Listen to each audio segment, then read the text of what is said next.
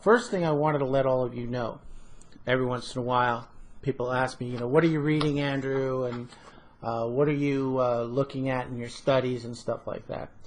And usually, quite honestly, I'm kind of busy generating my own material to be reading every single book out there. But this book that recently came out by a guy named Bob Cornuke called Temple.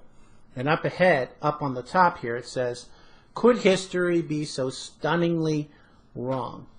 This book is about showing that the temple is not located under that mosque, the Al-Aqsa Mosque. It's written by a gentleman named Bob Cornuke. Now, Mr. Cornuke, just so you know, former police detective, and did a lot of innovative work. It's trying to support the idea that Mount Sinai is in Saudi Arabia.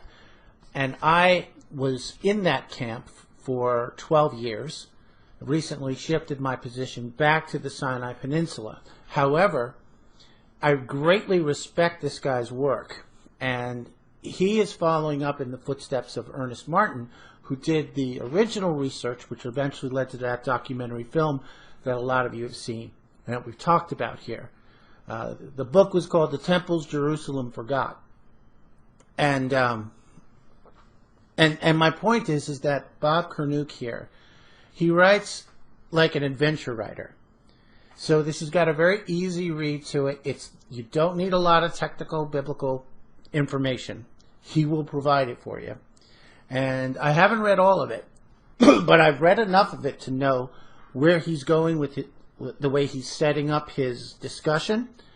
And I very much like the way it comes across. So when I'm finished reading this particular book, I will let you know my final thoughts on it.